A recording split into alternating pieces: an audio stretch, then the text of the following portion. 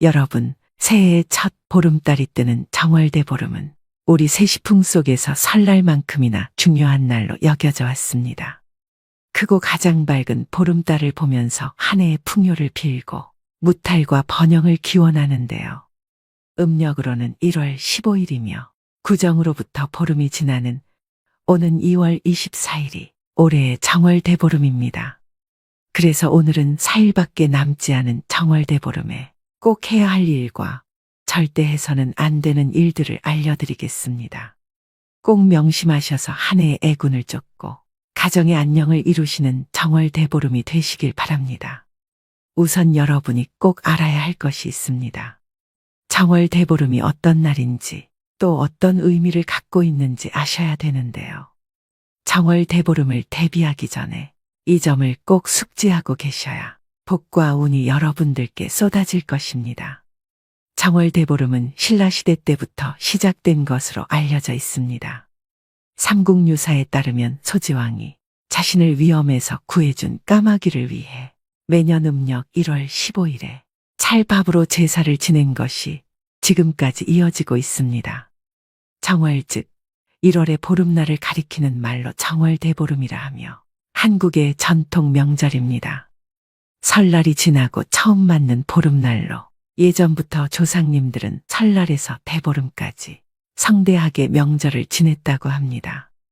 정월대보름 전날에 잠을 자면 눈썹이 하얗게 된다고 해서 잠을 자지 않으려고 하기도 했죠.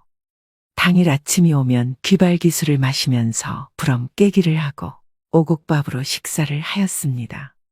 밤이 찾아오면 달집 태우기와 쥐불놀이를 하면서 한 해 농사의 풍년을 기원하기도 하였습니다. 또한 정월대보름에는 한 해의 계획을 세웠는데 이 과정에서 한 해의 운수를 점치기도 했습니다. 그만큼 한 해의 운과 복을 점치는 아주 중요한 날이고 이 날을 어떻게 보내느냐에 따라 남은 한 해가 결정된다고 해도 과언이 아닙니다. 올해의 운과 복이 결정되는 이런 중요한 날인 정월대보름에 꼭 해야 할 것들과 무조건 피해야 할 일을 알려드릴 테니 영상 끝까지 시청하시고 실천하시기 바랍니다. 정월대보름에는 이것을 꼭 하셔야 여러분 가정에 복이 쏟아지고 재물과 번영이 함께 할 것입니다. 바로 시작하겠습니다. 첫 번째로 오곡밥이나 약밥을 나물과 함께 반드시 드셔야 됩니다. 다른 음식들도 정말 많지만 밥 중에서도 영양이 풍부하고 복을 불러다 준다는 오곡밥을 드셔야 진정한 정월대보름의 기운을 받는 것입니다. 또 정월대보름은 음기가 가득한 날이니 오곡밥을 드시는 것으로 음양의 조화를 맞춰 운이 트이게 할 수 있는 것이죠. 이는 한 해의 운이 강해지고 좋은 기운이 상승하는 데 도움을 줍니다. 또 나물을 먹는 것은 그 해의 모든 안 좋은 일을 내쫓고 온 가족이 무탈하게 지낼 수 있길 기원하는 음식입니다. 여름철에 말려두었던 무, 호박, 가지, 고사리 등을 삶아 무쳐서 먹으면 그 해의 더위도 쫓아낼 수 있다고 합니다. 조상님들은 오곡밥과 약밥을 사람들과 나누면서 풍요로운 한 해 농사와 행운을 기원하고 애군을 쫓았다고 합니다. 여러분도 정월대보름날 주변 사람들에게 맛있는 식사를 대접하면 나에게 더 큰 복으로 돌아올 수 있으니 소중한 사람들과 함께 식사를 하며 즐거운 시간을 보내도록 하세요. 두 번째는 정월대보름에는 꼭 달맞이를 하셔야 합니다. 정월대보름의 달빛은 질병과 애군을 떨쳐내는 힘이 있어 정월대보름에 달맞이를 하시면 큰 풍파 없이 안정적인 한 해를 보낼 수 있습니다. 안정을 상징하는 음기가 가득한 날이 바로 정월대보름입니다. 음기라고 하면 안 좋은 거라고 생각하실 겁니다. 하지만 무조건 나쁜 것이 아닙니다. 양기가 있으면 음기가 있고 이 두 가지가 조화를 이루어야 우리 인생의 복과 번영이 함께하는 것입니다. 안정이 없이 발전과 번영만 하게 된다면 어떻게 될까요? 일평생 양기만 가득하다면 그 인생은 불행한 것입니다. 그래서 안정을 뜻하는 음기를 충전하는 것이 그만큼 중요한 것입니다. 그래서 우리 조상들은 매년 정월대보름에 달맞이를 하셨던 것입니다. 달은 운기를 상징하고 이날 달을 가장 먼저 본 사람은 1년 내내 운수가 길하고 소원을 들어준다고 합니다. 2월 24일 정월대보름에는 저녁 식사를 일찍 마치시고 보름달을 보며 소원을 꼭 빌어보시길 바랍니다. 그래야 2024년은 안정적인 한 해가 될 것입니다. 또한 빌고 싶은 소원을 댓글로 남겨주세요. 댓글로 남겨두면 선포의 효과가 나타나고 이는 곧 운의 상승 효과를 가져옵니다. 세 번째, 이날만큼은 부모님께 안부 인사를 반드시 전하는 것이 좋습니다. 정월대보름은 풍수학적으로 조상 덕을 얻는 날이므로 이날만큼은 부모님께 안부 인사를 반드시 전하는 것이 좋습니다. 복 중에서도 가장 큰 복인 조상복을 받고 싶으신 분들은 정월대보름 아침에 부모님께 전화라도 해서 인사를 전하시는 게 복을 짓는 일입니다.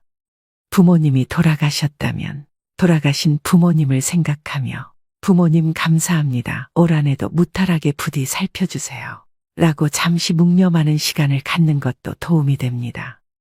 정월대보름은 음기가 가득한 날이라 나를 낳아주신 부모님께 덕을 쌓는 행위로 좋은 기운을 가득 담아야 하기 때문입니다. 따라서 이날만큼은 부모님께 안부를 전하셔야 1년 내내 무탈하고 하는 일이 잘 풀리게 되어 운대를 탈 수 있는 것이죠. 또 대보름을 긍정적으로 보내야만 1년 내내 길한 운수를 갖게 될 수 있다는 점을 꼭 명심하시고 이날은 억지로라도 웃으면서 가족들에게 아침 인사를 하는 것이 한 해의 운을 지키는 최고의 수단입니다. 다음으로 정월대보름에 절대 하지 말아야 할 행동 2가지를 말씀드리겠습니다. 꼭 명심하셔서 애군을 예방하셔야 됩니다. 첫 번째, 이날만큼은 찬 음식을 드시면 안 됩니다.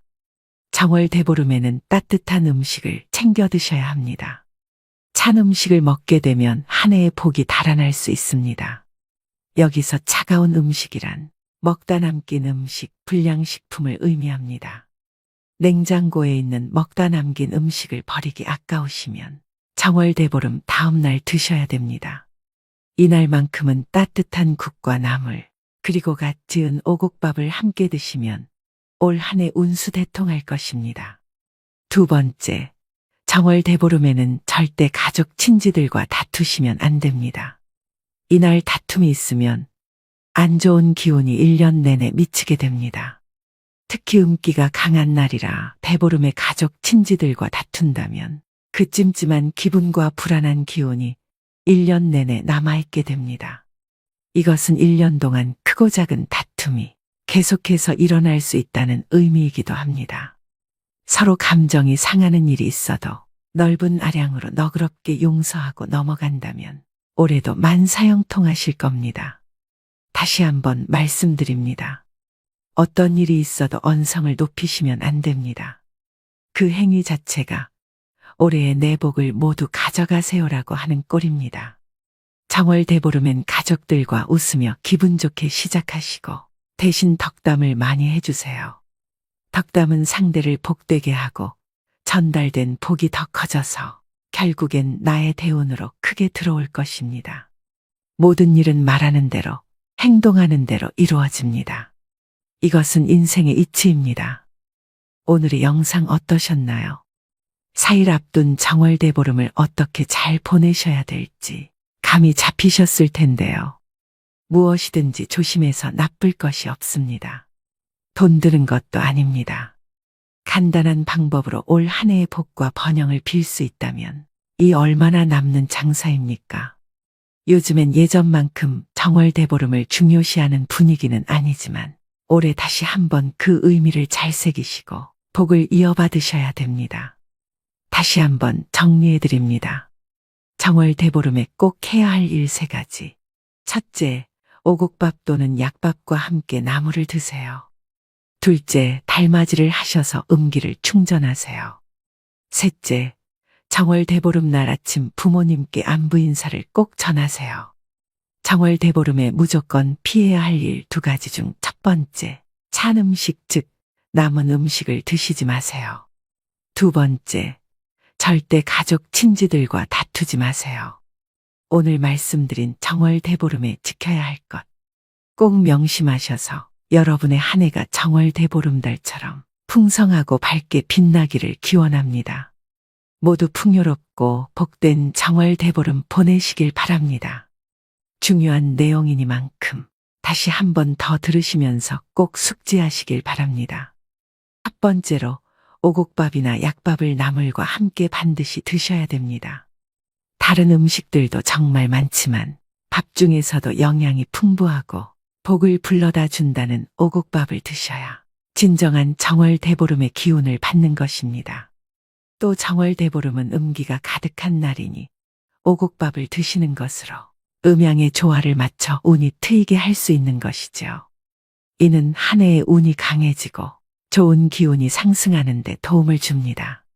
또 나물을 먹는 것은 그 해의 모든 안 좋은 일을 내쫓고 온 가족이 무탈하게 지낼 수 있길 기원하는 음식입니다.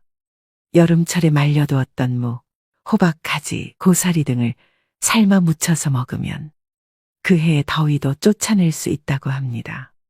조상님들은 오곡밥과 약밥을 사람들과 나누면서 풍요로운 한 해 농사와 행운을 기원하고 애군을 쫓았다고 합니다. 여러분도 정월 대보름날 주변 사람들에게 맛있는 식사를 대접하면 나에게 더 큰 복으로 돌아올 수 있으니 소중한 사람들과 함께 식사를 하며 즐거운 시간을 보내도록 하세요. 두 번째는 정월 대보름에는 꼭 달맞이를 하셔야 합니다. 정월 대보름의 달빛은 질병과 애군을 떨쳐내는 힘이 있어 정월 대보름에 달맞이를 하시면 큰 풍파 없이 안정적인 한 해를 보낼 수 있습니다. 안정을 상징하는 음기가 가득한 날이 바로 정월 대보름입니다. 음기라고 하면 안 좋은 거라고 생각하실 겁니다. 하지만 무조건 나쁜 것이 아닙니다. 양기가 있으면 음기가 있고 이 두 가지가 조화를 이루어야 우리 인생의 복과 번영이 함께하는 것입니다. 안정이 없이 발전과 번영만 하게 된다면 어떻게 될까요? 일평생 양기만 가득하다면 그 인생은 불행한 것입니다. 그래서 안정을 뜻하는 음기를 충전하는 것이 그만큼 중요한 것입니다. 그래서 우리 조상들은 매년 정월 대보름에 달맞이를 하셨던 것입니다. 달은 운기를 상징하고 이날 달을 가장 먼저 본 사람은 1년 내내 운수가 길하고 소원을 들어준다고 합니다. 2월 24일 정월 대보름에는 저녁 식사를 일찍 마치시고 보름달을 보며 소원을 꼭 빌어보시길 바랍니다. 그래야 2024년은 안정적인 한 해가 될 것입니다. 또한 빌고 싶은 소원을 댓글로 남겨주세요. 댓글로 남겨두면 선포의 효과가 나타나고 이는 곧 운의 상승 효과를 가져옵니다. 세 번째, 이날만큼은 부모님께 안부 인사를 반드시 전하는 것이 좋습니다. 정월 대보름은 풍수학적으로 조상 덕을 얻는 날이므로 이날만큼은 부모님께 안부 인사를 반드시 전하는 것이 좋습니다. 복 중에서도 가장 큰 복인 조상복을 받고 싶으신 분들은 정월 대보름 아침에 부모님께 전화라도 해서 인사를 전하시는 게 복을 짓는 일입니다. 부모님이 돌아가셨다면 돌아가신 부모님을 생각하며 부모님 감사합니다. 올 한 해도 무탈하게 부디 살펴주세요. 라고 잠시 묵념하는 시간을 갖는 것도 도움이 됩니다. 정월 대보름은 음기가 가득한 날이라 나를 낳아주신 부모님께 덕을 쌓는 행위로 좋은 기운을 가득 담아야 하기 때문입니다. 따라서 이날만큼은 부모님께 안부를 전하셔야 1년 내내 무탈하고 하는 일이 잘 풀리게 되어 운대를 탈 수 있는 것이죠. 또 대보름을 긍정적으로 보내야만 1년 내내 길한 운수를 갖게 될 수 있다는 점을 꼭 명심하시고 이날은 억지로라도 웃으면서 가족들에게 아침 인사를 하는 것이 한 해의 운을 지키는 최고의 수단입니다. 다음으로 정월 대보름에 절대 하지 말아야 할 행동 두 가지를 말씀드리겠습니다. 꼭 명심하셔서 애군을 예방하셔야 됩니다. 첫 번째, 이날만큼은 찬 음식을 드시면 안 됩니다. 정월 대보름에는 따뜻한 음식을 챙겨 드셔야 합니다. 찬 음식을 먹게 되면 한 해의 복이 달아날 수 있습니다. 여기서 차가운 음식이란 먹다 남긴 음식, 불량식품을 의미합니다. 냉장고에 있는 먹다 남긴 음식을 버리기 아까우시면 정월대보름 다음 날 드셔야 됩니다. 이날만큼은 따뜻한 국과 나물, 그리고 갓 지은 오곡밥을 함께 드시면 올 한 해 운수대통할 것입니다. 두 번째, 정월대보름에는 절대 가족 친지들과 다투시면 안 됩니다.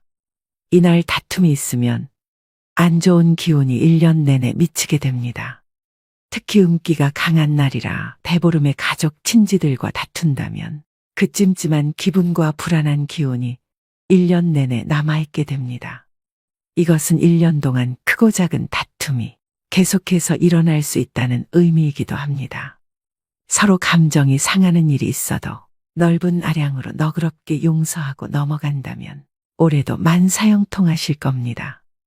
다시 한번 말씀드립니다. 어떤 일이 있어도 언성을 높이시면 안 됩니다. 그 행위 자체가 올해의 내복을 모두 가져가세요라고 하는 꼴입니다. 정월대보름엔 가족들과 웃으며 기분 좋게 시작하시고 대신 덕담을 많이 해주세요. 덕담은 상대를 복되게 하고 전달된 복이 더 커져서 결국엔 나의 대운으로 크게 들어올 것입니다. 모든 일은 말하는 대로, 행동하는 대로 이루어집니다. 이것은 인생의 이치입니다. 여러분, 늙어도 은퇴 못하는 마처 세대를 아시나요?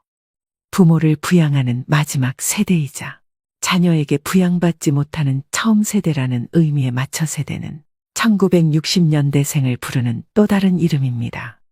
오늘날 60년대생은 우리나라 고령화의 충격을 본격적으로 받기 시작한 첫 번째 세대인데요. 아직 돈 벌고 있으면 성공이라는 말을 듣는 세대, 은퇴 후 창업도 해봤지만 코로나 직격탄을 맞은 세대, 은퇴 없이 일하는 노후, 그것이 최선의 노후 계획이라고 말하는 세대가 지금 1960년대생들의 현실입니다. 물론 고도성장기에 성공을 맛본 분들도 계시겠지만 평균적인 60년대생의 모습은 그리 아름답지는 않습니다. 그리고 현재 이 1960년대생들이 본격적으로 은퇴하기 시작했습니다. 이 세대의 인구 비율은 우리나라에서 가장 많은 860만 명으로 무려 전체 인구의 16.7%를 차지합니다. 고도성장의 주역이자 민주화를 이뤄낸 핵심적 세대인 이들은 세계에서 가장 가난한 나라 중 하나였던 대한민국이 선진국에 이르기까지 그 중심에 있었습니다.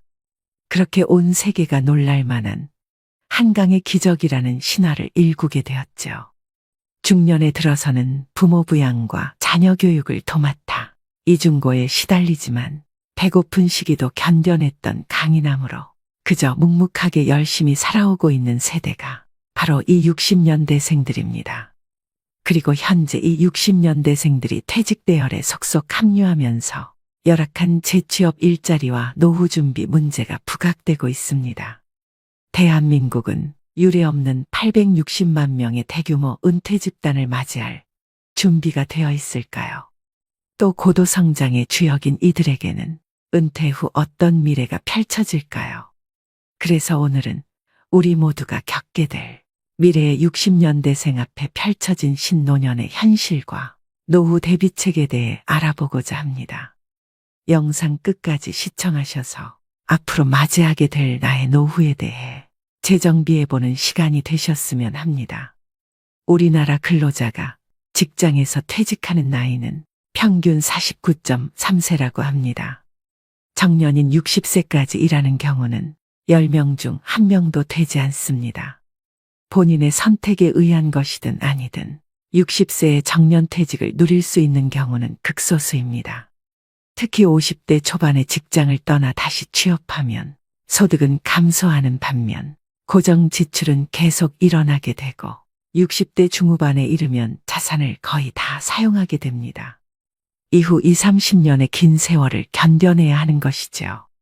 이런 참담한 현실 앞에서 은퇴 이후 잠깐의 쉼도 허락받지 못한 사람들이 있습니다. 대기업에 다니다 중도 퇴사 후 사업에 도전했다 실패하고 최근 비정규직으로 13년째 일하며 야간에는 대리기사로 투잡을 하고 있다는 63년생 중년 남성 A씨. 일한 만큼 일당을 받을 수 있는 직업을 찾던 A씨에게 대리기사라는 일은 어쩔 수 없는 선택지가 되었습니다. 사업 실패로 고스란히 안게 된 많은 빚이 그의 노후에 커다란 짐덩이로 남게 되었습니다. 호사스러운 노후를 기대하지는 않았지만 지금처럼 고통스럽고 힘든 노후는 더더욱 생각지도 못했던 일이었습니다. 불경기가 계속되어 일주일에 하루도 쉬지 못하고 계속해서 길을 달리고 또 달리고 있습니다. 그를 힘들게 하는 것은 비단 이것만이 아닙니다. 아직도 끝나지 않은 부양의 몫도 감당해야 합니다. 자식들 대학교 학자금에 나이든 노모를 부양하는 것까지 모두 그의 어깨를 무겁게 하는 것들입니다. 이제는 집보다 대리기사 쉼터가 더 익숙하다고 말합니다. A씨는 은퇴 후 생활비를 계산해 보니 숨만 쉬어도 들어가는 최소한의 비용만으로 월 111만 원이 필요하다는 것을 알았습니다. 국민연금으로 100만 원 정도를 받지만 고정 지출만 더해도 수령하게 될 월 연금액을 훌쩍 뛰어넘습니다. 정규직으로 근무하다 오랫동안 비정규직으로 일하며 연금 낼 여유조차 없었던 순간들 때문에 노후의 혜택이 줄어든 결과입니다. 반면 동갑내기 B씨의 상황은 조금 다릅니다. 63년생 B씨는 노후자금 걱정이 없는 이른바 금퇴족입니다. 국내에서 유명한 전자회사에 근무하며 높은 연봉을 받아온 그는 2년 전에 퇴직했으나 그로 인한 충격은 적었다고 합니다. 그는 퇴직 전에 월 평균 생활비를 기준으로 80세까지는 매월 100% 정도, 또 80세 이후에는 매월 70%의 현금 흐름을 유지할 수 있도록 목표를 세웠습니다. 오전에는 영문소설 읽기 모임, 점심에는 요리 수업. 그가 이처럼 달콤한 노후를 보낼 수 있는 이유는 30년 이상 대기업에 근속하면서 차곡차곡 연금을 쌓아왔기 때문입니다.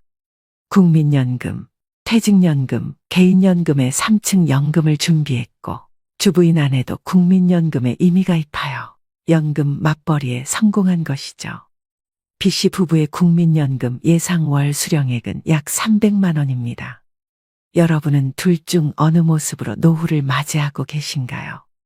대부분의 5060 세대들은 노후 준비가 제대로 되지 않은 분들이 많으실 텐데요.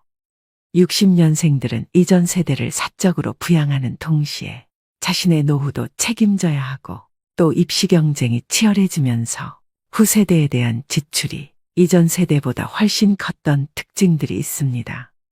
재취업에 대한 부담 없이 여유로운 일상을 보내고 있는 금퇴족 B씨가 부러우신가요? 그런데 사실 이 B씨의 모습은 과거 1960년대생들이 당연한 미래로 꿈꿔왔던 노후입니다. 지난 1988년 복지국가를 표방하며 전격적으로 도입된 국민연금은 60년대생들이 그 혜택을 온전히 누리게 될 복지 1세대였죠. 하지만 그 혜택을 누릴 것으로 기대됐던 1960년대생들은 이미 대부분 직장을 떠났고 그런 행운은 소수만의 것이었습니다. 비정규직으로 일하며 박봉에 때론 부당한 해고까지 직장을 옮겨 다니느라 연금을 낼 여유조차 없었던 순간순간들. 그 젊음의 고달픔만큼 노후의 혜택은 쪼그라들었습니다.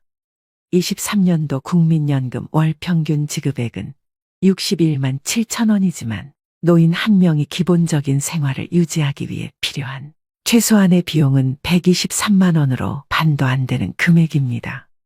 이들 중 130만 원 이상 수급하는 비율은 단 5.1%밖에 되지 않습니다.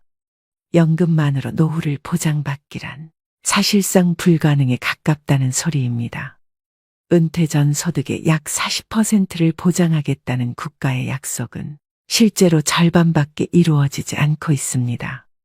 대다수에게 국민 용돈 수준만큼 돌려주는 국민연금의 셈법은 빈익빈 부익부라는 박탈감만 안겨주고 있는데요. 이 피눈물 나는 현실에 마처 세대들은 불안하고 초조하기만 합니다. 결국은 각자 도생해야 되고 복지 1세대라는 이름이 무색하게 60년대생들의 노후는 고단하게 흘러가고 있습니다. 당장 이번 달 생활비를 걱정해야 하는 끔찍한 현실에 60년대생들의 대부분은 재취업을 원하고 있습니다. 하지만 재취업도 녹록지 않습니다. 은퇴한 중장년들이 좋은 일자리를 구하는 것은 하늘의 별 따기 같은 일이 된 지 오래인데요. 60년생 최태수 씨는 은퇴를 미루기 위해 7개의 자격증을 취득했습니다. 그는 30년 동안 아이들을 키우고 가정을 꾸렸지만 아직도 그의 인생은 끝나지 않았습니다. 정년을 맞이했지만 앞으로의 길은 막막할 뿐입니다. 인터넷 검색을 통해 자격증 취득이 노후 준비의 한 방법임을 알게 되었습니다. 7개월 전 취업에 성공했지만 그는 지금 8개월짜리 초단기 근로자로 일하고 있는데요. 이제 나이가 60이 넘으니까 찾는 사람이 없어요. 구직 지원서도 많이 내보고 해봐도 그게 안 되더라고요. 다음 직장은 어디가 될지, 또 어떻게 준비해야 할지에 대한 불안이 계속 따라다닙니다. 50대가 재취업에 성공하는데 평균 14개월 정도 걸리고 더 나이가 들수록 재취업에 소요되는 기간은 배로 늘어난다고 합니다. 취업이 된다 해도 더 열악한 노동시장에서 일을 할 수밖에 없습니다. 그래서 수많은 은퇴자들이 재취업을 포기하고 어쩔 수 없이 퇴직금 및 노후 자금으로 창업에 뛰어들게 되는데요. 하지만 안타깝게도 5년 뒤 폐업률이 66%나 됩니다. 겁없이 뛰어든 은퇴 후 창업은 노후의 불안정성을 더 가중시키는 격이죠. 60년대생들은 말합니다. 이러한 현실이 언제까지 지속될지 모른다는 것이고 언제든 몸이라도 아프게 되면 이 일도 더 이상 할 수 없게 될까봐 걱정이 된다는 것입니다. 지금까지 남들처럼 성실히 앞만 보고 달려왔는데 무엇이 잘못된 것일까요? 왜 은퇴한 지금까지도 하루 편히 쉴 수 없고 힘든 삶을 살아야 할까요? 은퇴하면 지금보다는 조금 편안해진 삶을 살 수 있을 거라는 기대감으로 달려왔지만 그러한 기대조차 사치가 되어버린 지금의 현실을 어떤 누구에게 잘못을 물을 수 있을까요? 1960년대생들이 다시 과거로 돌아간다고 하더라도 노후 준비를 할 수 있었을까요? 대한민국 발전의 주역이었던 5060 세대의 불행한 노후를 막기 위해 은퇴 이후 정말 주의하셔야 될 3가지에 대해 알려드리겠습니다. 이미 은퇴하신 분들도 또 곧 은퇴를 하실 분들도 꼭 명심하셔야 될 내용들입니다. 첫 번째는 준비 안 된 창업은 절대 하시면 안 됩니다. 그만큼 창업에는 신중하라는 말인데요. 노후가 불안한 대부분의 분들 중에는 은퇴 후 목돈을 투자해서 음식점 같은 창업을 했다가 잘 안 된 분들입니다. 대부분의 사람들은 창업 아이템이 독창적이지 못하고 벼락치기로 준비하다 보니 쉽게 의지하는 것이 바로 프랜차이즈입니다. 한 집 건너 한 집이 치킨집 커피숍이 된 이유이죠. 더 큰 문제는 이처럼 창업률이 높은 업종이 폐업률도 높다는 점입니다. 은퇴 후 창업은 자아 실현이나 꿈을 이루기 위한 경우도 있겠지만 대부분은 생계가 목적입니다. 노후 자금인 목돈을 남은 인생을 위해서 한 번에 승부를 건다는 것은 남은 인생을 모두 베팅하는 것과 같다고 생각됩니다. 퇴직금에 은행 대출까지 받아서 창업한 경우라면 단 한 번의 실패로도 끔찍한 결과를 초래할 수 있습니다. 즉 빚의 허덕이는 비참한 노년기를 보내게 될 수도 있습니다. 창업 후 5년 생존율이 약 20%라고 하니 현실의 벽이 얼마나 높은지 알 수 있습니다. 또한 최근 4년 새 자영업자는 늘어난 데 반해 월 평균 소득은 160만 원까지 추락했다고 합니다. 잘 되는 것처럼 보이는 가게도 하루 종일 손님으로 북적대는 것이 아니기 때문에 실제로는 많이 벌지 못하는 곳이 많은데요. 젊어서는 그 돈 날려도 다시 일어설 시간이 있지만 우린 맨 땅에서 다시 시작하기엔 남은 시간이 너무 빠듯합니다. 은퇴 후 마냥 놀 수는 없으니 뭐라도 빨리 하고 싶은 마음은 10분 이해하지만 그렇다고 무작정 사업을 시작하시면 절대 안 됩니다. 창업은 취업보다 훨씬 더 많은 준비와 리스크가 높다는 것을 명심하셔야 됩니다. 두 번째는 노후 파산 피하려면 자식부터 끊으셔야 됩니다. 자식 키우느라 노후에 재정이 바닥난 부모들은 결국 이런 하소연을 합니다. 안 주면 맞아 죽고 밥만 주면 쫄려서 죽고 다 주면 굶어 죽는다고 말이죠. 웃자고 한 이야기로 생각할 수 있지만 씁쓸한 마음도 드는 것이 사실인데요. 은퇴 후에 자녀들의 노예가 되어서 벌벌 떠는 부모들이 많습니다. 통상 노년에 불행해지는 사람들의 면면을 보면 주로 자녀와 관련된 것들이 많습니다. 세상에는 수많은 속임수가 있지만 알고도 속고 모르고도 속는 것이 자식에게 속는 것입니다. 가진 돈을 자식에게 전부 털어서 학비와 생활비, 사업자금, 결혼자금까지 대줍니다. 그나마 재산이 넉넉해서 이런 지원을 하고도 부모의 노후가 문제없다면 다행이지만 이럴 경우 대다수는 자녀 지원 때문에 부모의 노후가 위협받는 상황에 이르게 됩니다. 사랑과 희생으로 자녀에게 올인하면 내 노후는 자식이 챙겨주겠지 하고 기대하는 분들도 계실 거라고 생각합니다. 정말 어리석은 생각입니다. 주변만 둘러봐도 자식에게 다 퍼주고 늙은 부모들은 쪽방에서 가난한 노후를 맞이하게 되는 경우가 많습니다. 자녀 리스크라고도 하죠. 제대로 자립하지 못한 자식대로, 자식을 제대로 자립시키지 못한 부모대로 노후의 대가를 무겁게 받는 것입니다. 자식들은 부모가 도와줄 땐 당연시 여기지만 부모가 좀 도와달라고 하면 얼굴 표정이 달라집니다. 부모는 10자식도 키울 수 있지만 자식은 한 부모도 건사하기 힘들다는 말이 있습니다. 자녀들에게 노후에 의지하지 않기 위해서라도 여력이 있을 때 자녀가 아닌 나의 인생을 위해 노후 준비를 하셔야 됩니다. 지금부터라도 늦지 않았습니다. 자녀를 위해서라도 금전적인 지원을 끊으시고 경제적으로 자립할 수 있게 도우셔야 됩니다. 내 노후 준비에만 집중하셔야 됩니다. 세 번째는 금융 공부를 미리 해두시는 게 좋겠습니다. 은퇴 준비를 미리 하셔서 행복한 노후를 맞이할 수 있습니다. 그 조건에는 금융 공부가 필수입니다. 모두 돈을 버는 데만 몰두할 뿐 돈을 모으고 지키는 데는 관심이 없습니다. 또 한국인에게 인생을 살아가는데 중요한 금융교육은 매우 결여되어 있는 게 현실입니다. 즉 우리나라는 열심히 살아도 가난을 면하기 어려운 나라임에는 틀림없습니다. 무척 억울하지 않나요? 분명히 자신의 삶을 돌아보면 일만 한 것 같은데 그 결과가 노후 빈곤이라니요. 오직 노동을 통해서만 돈을 번 사람은 노동을 못하게 되는 순간 소득 빈곤층으로 전락하게 됩니다.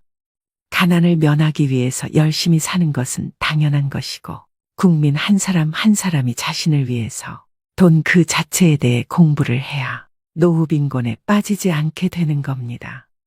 국민연금은 최소한의 생활비를 보장해주지만 노후를 준비하는 데는 한계가 있습니다. 최근 사회적 변화와 노후에 대한 우려를 고려할 때 국민연금 외에도 사적연금 준비가 필요합니다.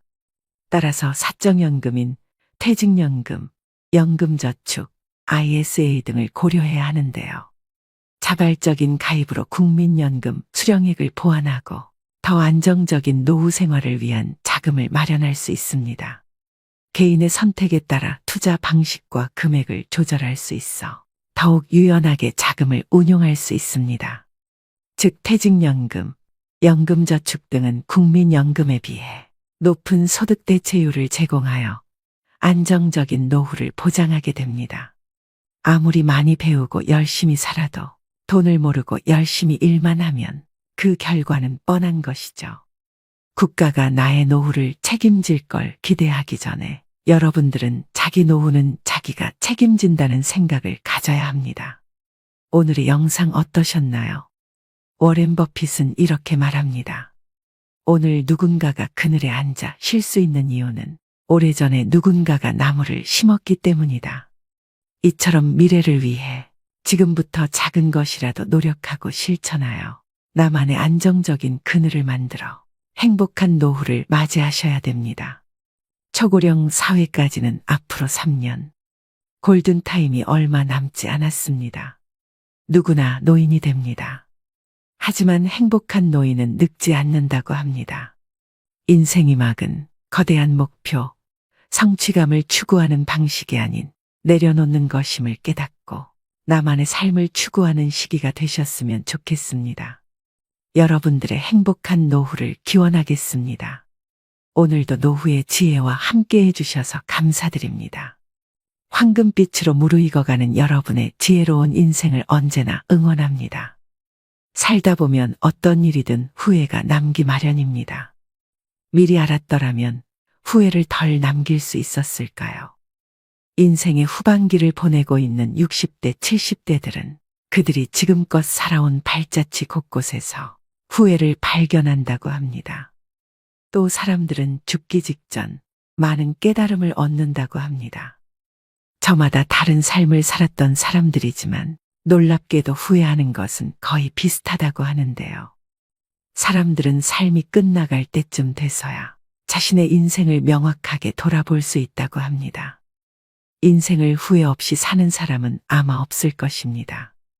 인생은 고해라고 했듯이 고통과 번민 속에서 성장하고 늙어가는 것이죠. 그렇다면 인생 선배들이 가장 후회하는 것들은 무엇일까요?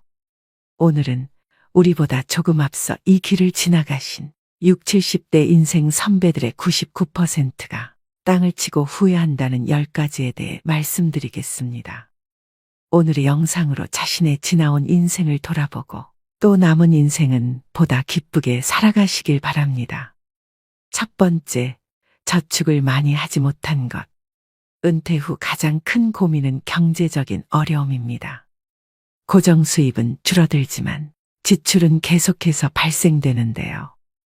은퇴 직후에는 여행을 떠나거나 평소 하고 싶었던 취미 활동을 하는 등 나를 위한 재량적 지출을 많이 하게 됩니다. 그 이후 70세가 넘어가기 시작하고 건강이 나빠지면서 간병이 필요한 시기가 되면 지출은 급격히 늘어나게 됩니다. 그 외에도 자녀 지원비, 경조사비 등 각종 지출은 늘어가는 탓에 생활고에 시달릴 수 있습니다. 인간의 수명이 늘어나면서 노후 생활 기간도 덩달아 늘어났습니다. 그만큼 준비해야 할 돈도 많아졌다는 뜻이죠. 그러나 한정된 소득과 재산을 갖고 노후를 준비하기란 여간 어려운 일이 아닐 것입니다. 주식이나 부동산 투자 등 다양한 재테크 방법이 있지만 노후에는 내가 가진 자산을 지키기만 해도 성공한 것입니다. 즉, 저축은 그 어떤 것보다 안전한 보험장치라고 생각되는데요. 준비되지 않은 투자 실패로 빈털터리가 되어 노후에 허우적거리는 것보단 통장에 저축된 돈이 있으면 안정감을 찾을 수 있고 좀 더 여유로움을 가질 수 있습니다. 그렇기 때문에 노후 자금을 마련하는 데 있어 더욱 절약과 저축이 중요하다고 할 수 있습니다. 이처럼 젊은 나이에 저축을 하지 않으면 은퇴 이후 큰 고난을 겪게 될 수 있습니다. 두 번째, 배우자에게 잘하지 못한 것. 배우자는 평생을 함께할 반려자입니다. 60대가 되어서도 70대가 되어서도 배우자가 옆에 있다면 그야말로 그것 자체가 천복입니다. 자식들 당연히 소중하죠. 그런데 지금 내가 당장 아프거나 불편하면 누가 가장 먼저 달려와서 진심으로 나를 걱정해주고 보살펴줄까요? 저도 나이가 들어보니 뭐니 해도 배우자가 최고입니다. 그러나 우리는 상대방의 소중함을 쉽게 간과해버리고는 합니다. 나이가 들수록 곁에는 서로만 남게 되며 자식도 다 부질없습니다. 요즘 황혼이혼도 많이 늘어나는 추세라고 하는데요. 그까짓 이혼 하자면 못할 줄 알고 이런 생각은 오산입니다. 노년의 이혼은 젊은 시절의 이혼과는 차원이 다릅니다. 나이가 들수록 사람에게는 배우자와 가족이 소중해지죠. 배우자는 같이 늙어갈 유일한 동반자요. 가족은 자신의 삶은 증명해주는 증거이기 때문입니다. 젊은 시절에는 이혼을 해도 새로운 사람을 만나 가정을 이룰 수도 있지만 황혼이혼의 경우 그런 일이 쉽지만은 않습니다. 결국 대부분 혼자 쓸쓸하게 늙어가는 비참한 결과만 초래될 뿐입니다. 내 남편, 아내에게 후회하지 말고 배우자에게 최선을 다하며 앞으로의 노후를 그려나가셔야 됩니다. 세 번째, 건강을 소홀하게 한 것. 건강이 중요하다는 사실을 모르는 사람은 없습니다. 하지만 젊어서는 그것을 잘 모르고 자기의 몸을 혹사시키지요.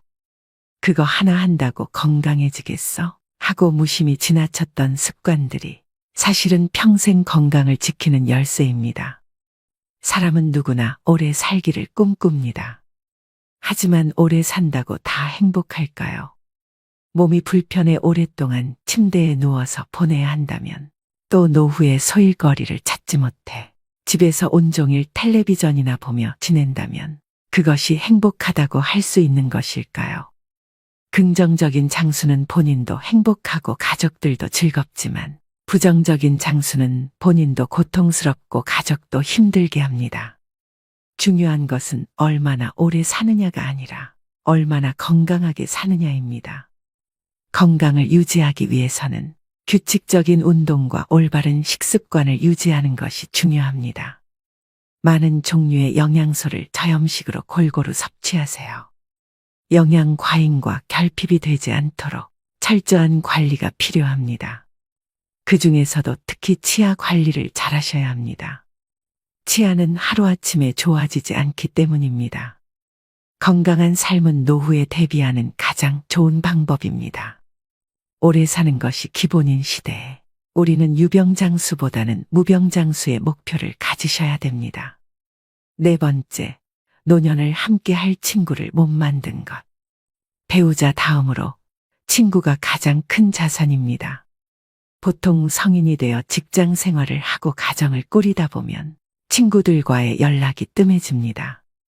하지만 친구들은 가족과는 또 다른 마음을 주고 받을 수 있는 소중한 존재라는 것을 알아야 합니다. 취미 생활을 공유할 수 있는 친구, 자신의 속 얘기를 가감없이 털어놓을 수 있는 친구가 있다면 늙어서도 외롭지 않고 인생이 풍요로워집니다. 사람들은 임종 직전에야 오랜 친구의 소중함을 깨닫곤 합니다. 하지만 그때는 친구들의 연락처도 수소문할 수 없는 경우가 많은데요. 오라는 친구가 있고 만나자는 친구가 있다는 것은 분명 큰 행복입니다. 오랜 친구 중에서 마음 맞는 친구가 없다면 취미나 봉사활동, 모임 등을 통해서 새로운 친구를 사귀는 방법도 좋습니다. 아무리 바빠도 노년에는 소중한 친구들에게 가끔 안부도 묻고 함께 시간도 보내며 교류를 이어나가는 것이 중요합니다. 자식들은 출가해서 가정 이루고 나면 바쁘다고 얼굴도 잘 안 보여줍니다. 평생을 함께 할 친구가 없다면 노년은 무척 외롭고 쓸쓸하다는 것을 명심하셔야 됩니다. 다섯 번째, 평생 할 수 있는 취미를 만들지 못한 것. 다양한 취미 활동을 즐기는 것은 젊은 세대의 전유물이 아닙니다. 나이 들어도 취미 활동을 꾸준히 유지하는 것이 중요합니다. 취미라고 하면 거창하다고 생각해서 지레 겁부터 드시고 도전조차 안 하시는 분들이 많습니다. 등산과 가벼운 산책, 음악 감상, 독서 등과 같이 돈이 필요하지 않은 취미들도 많습니다. 한 연구에 따르면 60세 이상 사람들 중 취미가 있는 사람은 우울증 증상이 적고 행복감, 건강하다는 느낌, 삶의 만족도가 높다고 합니다. 말년의 삶의 만족도는 취미 활동과 가장 밀접하게 연관되어 있었는데요. 또 다양한 취미 활동은 치매 예방에도 매우 도움이 됩니다. 건국대병원 치매클리닉 한설의 교수는 늦었다고 생각할 때가 가장 빠른 것, 뇌를 자극하는 두뇌 훈련을 당장 오늘부터 시작하라고 강조합니다. 특히 뇌는 단순한 것을 실증내므로 똑같은 패턴의 고스톱보다는 뇌가 적정한 수준의 자극을 받을 정도의 그림 그리기, 그리고 파크골프, 사교 댄스 등을 추천한다고 합니다. 취미 생활이 건강에도 도움이 된다고 하니 치매 예방을 위해 지금부터 손과 머리를 자주 사용해 보시길 꼭 권해드립니다. 여섯 번째, 배움을 멈춘 것. 나이가 드니 기억력도 나빠지고 머리도 안 돌아가. 복잡한 건 질색이야. 이 나이가 돼서 내가 머리 굴리며 살아야겠어. 주변에서 나이 드신 분들이 이런 소리를 하는 것을 많이 들어보셨을 겁니다. 그분들의 말대로라면 나이가 들면 머리가 나빠지는 게 당연하고 괜히 골치 아픈 생각 같은 건 안 하고 사는 것이 상책인 듯합니다. 하지만 나이가 무색하게 학구열에 불타 노학을 즐기시는 분들도 많은데요. 6, 70대에 공부하는 것은 지난 삶이 바빠서 하지 못한 공부를 하거나 여생에 필요한 지식을 습득하는 경우도 있고 또 단순히 시간을 보내는 한가로운 독서도 있습니다. 요즘에는 70대 이상의 노인들도 컴퓨터를 배우고 새로운 도전에 나서고 있습니다. 뇌과학자들의 연구에 따르면 인간의 뇌 용량은 아주 커서 평생 절반도 사용하지 못한다고 합니다. 결국 늙어서 머리가 나빠진다는 것은 노력하지 않는 사람들의 변명에 불과한데요. 그런데도 우리는 수많은 변명을 방패 삼아 새로운 무언가를 배우려 하지 않습니다. 하지만 그러기엔 우리에게 남겨진 인생이 너무나 깁니다. 은퇴 후 30년 이상의 세월을 더 살아야 하는데 그동안 아무것도 공부하지 않는다면 다른 사람보다 뒤처진 인생을 살 수밖에 없습니다. 특히 노년의 배움은 뇌를 지키는 가장 좋은 수단이기도 합니다. 뇌는 사용하면 할수록 노화가 더디게 진행됩니다. 따라서 노후의 건강을 지키기 위해서도 배움은 필수입니다. 7번째, 연금과 보험을 들지 못한 것. 노년기에는 뜻하지 않게 목돈이 들어가는 경우가 많습니다. 대부분 건강과 관련된 비용입니다. 60년대생들이나 그 이전에 태어난 사람들에게는 노후 준비에 대한 접근 방식이 현대의 젊은 세대와는 다르게 해야 한다는 건데 노후 준비 시간이 상대적으로 적다는 점을 감안하여 고령자를 위한 특화된 투자 상품을 찾아볼 필요가 있습니다. 예를 들어 안정적인 수익률을 제공하는 연금 상품이나 저위험 투자 상품 등을 활용할 수 있습니다. 국민연금으로 쌀을 사고 퇴직연금으로 반찬을 사고 개인연금으로 편히 살 생각을 하라. 투자 전문가들이 연금을 두고 하는 말입니다. 이 말에서 알 수 있듯이 노후를 위한 연금 투자는 개인연금으로 완성됩니다. 국민연금과 퇴직연금만으로는 우리가 원하는 노후가 아닌 먹고 사는 생활만 가능한 노후가 될 뿐입니다. 안락한 여생을 위해서는 개인연금으로 우리의 곳간을 차곡차곡 채워나가야 합니다. 또한 투자에 대한 전문적인 조언을 받기 위해 금융 전문가의 도움을 청하는 것도 좋은 방법입니다. 노후 준비는 재무적인 준비뿐만 아니라 건강 상태를 유지하는 것도 중요합니다. 이는 의료비 부담을 줄이는 데 도움이 될 뿐만 아니라 더 나은 삶의 질을 유지하는 데도 기여합니다. 한 살이라도 어릴 때부터 경제와 재테크에 관심을 갖는 게 중요한데 이제는 선택이 아닌 필수인 시대인 것 같습니다. 이러한 돈을 아깝다고 생각하기보다 준비를 한다고 생각해야 합니다. 8번째, 내 인생에 더 도전하고 여행을 많이 다니지 못한 것. 그때 했어야 했는데 그때 그 시절에 나만이 할 수 있었던 일이나 도전이 있었을 것입니다. 대부분의 사람들이 평생 살아오면서 가장 후회하는 것 중 하나가 도전을 하지 않았던 사실이라고 답했습니다. 이어 여행을 떠나지 않았던 사실을 안타까워했습니다. 자식 키우고 회사 일을 하느라 여유가 없었을 것입니다. 그래도 다른 돈을 아껴서 시간을 내서라도 여행을 떠나라고 인생 선배들은 조언합니다. 여행은 단순히 휴가나 오락으로 즐기는 것이 아니라 노후 생활을 더욱 풍요롭게 만들고 의미를 부여하는 과정이라고 할 수 있습니다. 건강과 사회적 연결성, 평화로운 노후를 위한 중요한 사항이라고 할 수 있으며 여행은 훗날 회상할 수 있는 좋은 추억을 마련해 놓는 셈입니다. 9번째, 일기를 쓰고 기록을 남기지 못한 것. 은퇴한 나를 생각해보면 자신이 살아온 인생이 덧없이 느껴질 때도 있습니다. 그럴 때 평생 자신이 걸어온 발자취를 돌아보고 정리하는 것이 필요합니다. 그렇게 하기 위해서는 젊어서부터 기록을 남기는 습관이 필요합니다. 일기를 매일 쓰라고 말하는 것은 아닙니다. 다만 틈틈이 기록하고 사진 등을 남겨놓으면 나중에 자신의 삶을 정리하는 데 도움이 될 것입니다. 10번째, 자식과 대화를 많이 하지 못한 것. 자식들과 평소에 대화를 많이 하지 않았다면 노년의 소중한 친구 하나를 잃는 셈입니다. 늙고 병들면 자식들에게 의지하게 됩니다. 자식과 친밀한 관계를 유지해야 후회 없는 자식 농사를 했다고 느낄 수 있을 것입니다. 뿐만 아니라 자식과 건강한 유대감을 형성하는 것은 노년의 정신적 안정감에도 도움을 줍니다. 자녀들과 진정으로 소통하지 못했다면 노년이 불행할 것입니다. 여러분 어떠신가요? 사람들이 죽을 때 가장 후회하는 것들을 보면 평소 우리가 갈망하는 사회적 성공이나 재물에 대한 것은 없습니다. 사람들이 하는 후회 모두 우리가 평소에 스스로를 조금만 돌아보면 쉽게 할 수 있는 것들입니다. 여러분들의 인생에서 후회되는 것들은 무엇이 있나요?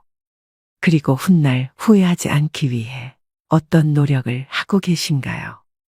시간은 지금도 계속 흐르고 있고 우리는 언제가 될지 모르는 우리의 마지막 날을 향해 매일 걸어가고 있습니다.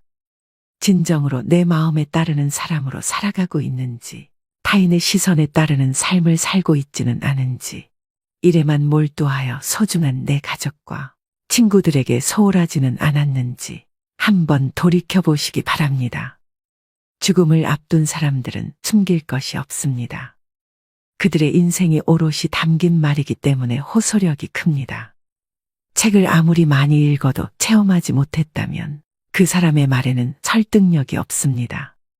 그런데 인생의 모진 굴곡을 겪은 사람이나 노인이 충고를 한다면 어떤 책보다도 큰 울림을 줍니다. 우리는 건강할 때 늘 건강하리라 착각하지만 늙으면 아프고 병들기 마련입니다. 그리고 인간은 누구나 죽습니다. 육체적인 고통은 참는다 하더라도 인생을 후회하게 하는 정신적인 고통은 의사도 어쩌지 못합니다. 그래서 인생 선배들의 충고는 값집니다. 오늘의 영상이 여러분들의 행복한 노후 설계에 도움이 되셨길 바랍니다. 또 구독자분들 오래오래 무병장수하시며 후회 없는 노후를 만들어 나가시길 간절히 기원합니다. 지금껏 쉼없이 달려온 여러분들의 마음에 위로가 되는 좋은 글 하나 소개해 드리겠습니다. 살면서 중요한 말은 여기 지금이다. 나는 의대 교수였다. 79세의 노인이다. 정신과 전문의로 50년간 15만 명의 환자를 돌보고 학생들을 가르쳐왔다. 퇴직 후 왼쪽 눈의 시력을 완전히 잃었다. 당뇨병, 고혈압, 통풍, 허리디스크, 관상동맥 협착, 담석 등 7가지 중병과 고달픈 스트레스를 벗삼아 어쩔 수 없이 살아가고 있다. 한쪽 눈으로도 아침이면 해를 볼 수 있고 밤이 되면 별을 볼 수 있다. 잠이 들면 다음날 아침에 햇살을 느낄 수 있고 기쁨과 슬픔과 사랑을 품을 수 있다. 남의 아픔을 아파해 줄 수 있는 가슴을 가지고 있다. 세상을 원망할 시간이 없다. 지팡이 짚고 가끔 집 밖으로 산책을 했다. 한쪽 눈이지만 보이는 것만 보아도 아름다운 것이 많았다. 지금은 다리에 힘이 없어 산책이 어렵지만 계절이 바뀔 때마다 보이는 앞산 숲의 색깔이 아름답다. 감사하다. 인생이란 바로 여기와 지금이다. 행복을 느낄 시간과 공간과 사람은 바로 지금이다. 지금 여기에서 함께 하는 사람들과 어울려 한 번이라도 웃으며 이야기를 나눌 수 있는 데가 바로 즐거움이다. 살아보니까 그렇다. 뇌 속에서 행복을 만드는 물질은 엔돌핀이다. 엔돌핀은 과거의 행복한 추억 때문에 생기는 게 아니다. 지금 내가 즐거워야 엔돌핀이 형성된다. 사람이 어떻게 늘 행복하기만 하느냐고 묻는 이들도 있다. 그런 이분법적인 생각에서 벗어나야 한다. 어제 죽은 사람들이 하루라도 더 살기를 원했던 그 소중한 시간에 나는 오늘을 살고 있다. 괴롭고 슬퍼도 한 가닥 희망을 만들어 보자. 살아있음이 즐겁고 만날 수 있음에 감사하자. 지나간 세월은 어렵게 살았더라도 다 행복했던 거라고 나이 든 사람들은 이야기한다. 왜냐하면 사람은 누구나 짜릿하게 행복한 시간이 있었다. 사람은 그 추억으로 사는 것 같다. 괴로움을 겪어봐야 행복할 줄 안다. 인생살이 살면서 오늘 지금 여기가 제일 중요하다라는 말이 맞는 말 같다. 아내 없이 살아보니까 있을 땐 몰랐는데 젓가락 한쪽이 없어진 거야. 있을 때 잘해라는 말을 많이 들었는데 그럼 어떻게 살아야 할까? 우리 장인이 하신 말씀인데 나에게 주어진 대로 감사하면서 받아들이면 다 보여. 행복의 답은 바로 지금 여기 내 가슴에 담겨 있다. 고개 들어 저 멀리 하늘을 한번 보자. 마지막으로 어느 부자 노인의 유언장을 들려드리면서 오늘의 영상 마무리하겠습니다. 죽음의 문턱에서 갖는 후회들 그리고 고마움들에 대해 생각해 보시는 시간이 되셨으면 합니다. 나의 편지를 읽게 될 소중한 지인들에게 바쁜 하루를 보내고 있다는 것을 압니다. 하지만 아무리 바빠도 밥은 꼭 챙겨 드세요. 여기까지 와보니 알겠습니다.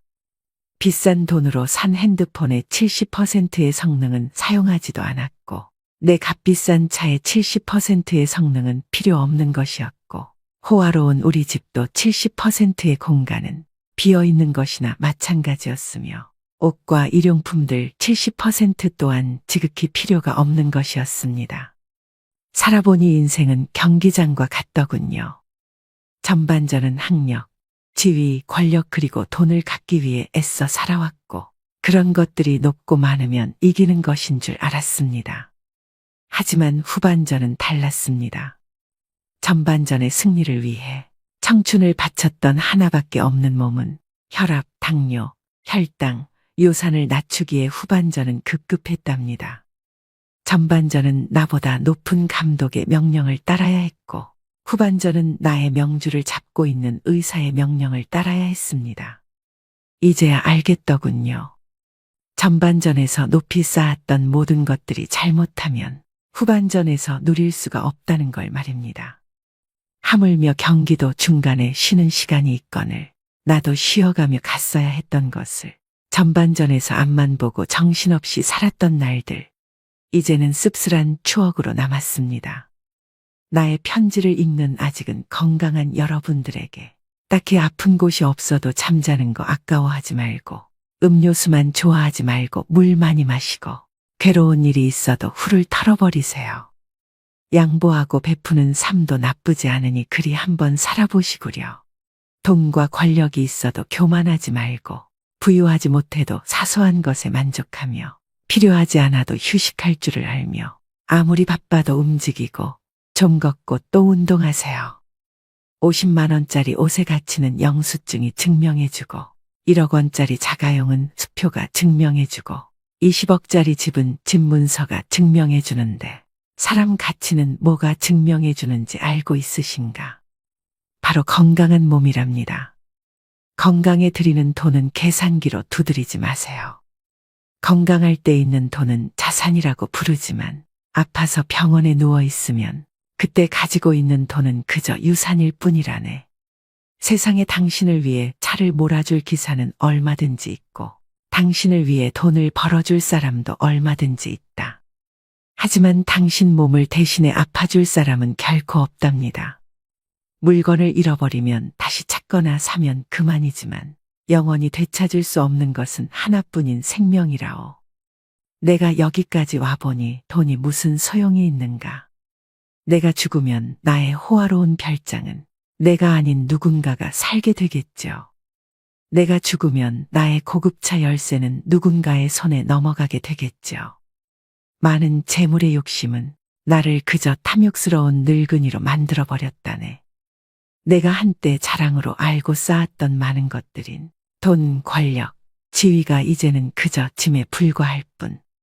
그러니 전반전에 살고 있는 사람들아, 너무 애타게 살지들 마시고 후반전에서 살고 있는 사람들아, 아직 경기는 끝나지 않았으니 행복한 말년을 위해 지금부터라도 자신을 사랑하시라.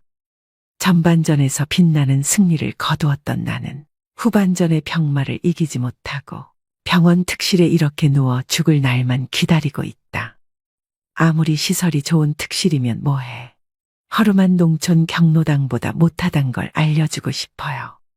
그래도 이 편지를 지인들에게 전할 수 있음에 따뜻한 기쁨을 느낀답니다. 바쁘게 세상 살아가는 그대들, 자신을 사랑하며 살아가기를. 힘없는 나는 이제 마음으로 그대들의 행운을 빌 뿐이라오. 누구보다 먼저 웃고 많이 웃는 행복한 나날들로 가득 채우시길. 오늘도 노후의 지혜와 함께 해주셔서 감사드립니다. 황금빛으로 무르익어가는 여러분의 지혜로운 인생을 언제나 응원합니다.